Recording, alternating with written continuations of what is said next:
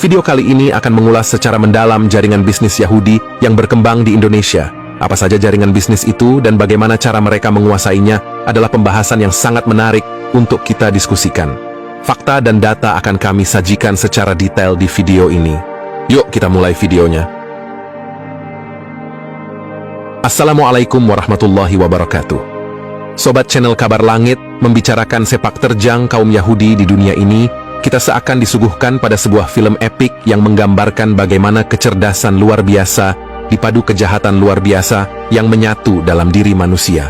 Kaum Yahudi adalah sebuah kaum yang memang diberi kelebihan tersendiri oleh Allah dari kaum lain. Lihat saja, berbagai Nobel yang dianugerahkan di dunia ini didominasi oleh orang keturunan Yahudi. Berimbang dengan hal itu, berbagai kejahatan dan bencana kemanusiaan terberat ternyata juga dilakukan oleh kaum Yahudi dari dulu hingga saat ini. Anda bisa lihat dalam surah Al-Baqarah ayat 122, dalam ayat tersebut Allah mengatakan bahwa kaum Bani Israel, atau kita sebut juga kaum Yahudi, memang sengaja diberi kelebihan oleh Allah. Disebutkan juga di surah Al-Baqarah ayat 40 dan 47 yang intinya Allah memang sengaja melebihkan anugerah untuk kaum Yahudi ini dari kaum yang lain. Karena berbagai anugerah kelebihan inilah akhirnya kaum Yahudi kebanyakan adalah sosok yang jago dalam segala hal. Tak dapat dipungkiri saat ini kaum mereka menguasai hampir semua bidang kehidupan mulai teknologi sampai makanan termasuk di negara kita. Saya jamin Anda akan terkejut jika mengikuti video ini sampai selesai.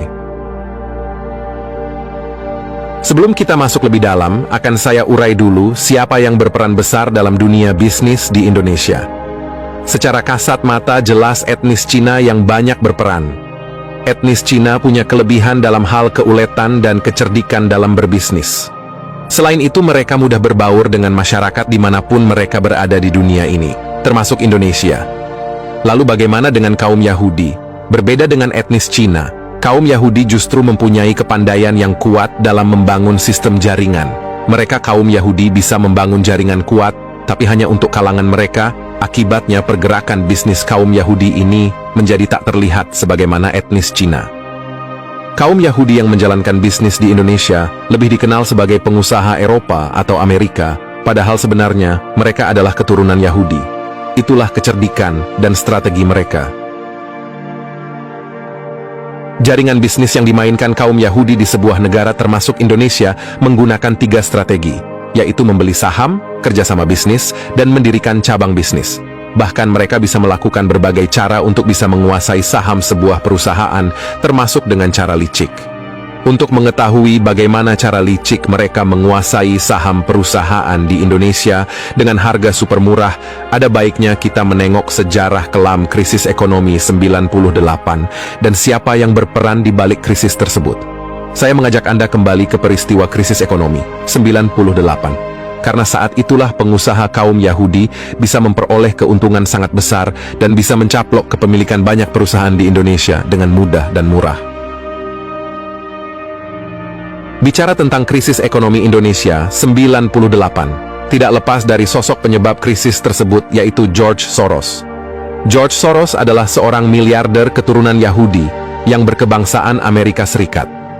Perusahaan investasi global Quantum Group of Funds adalah perusahaan miliknya yang telah beroperasi sejak tahun 70-an. Krisis ekonomi yang menghantam negara Asia termasuk Indonesia saat itu adalah akibat ulah perusahaan ini.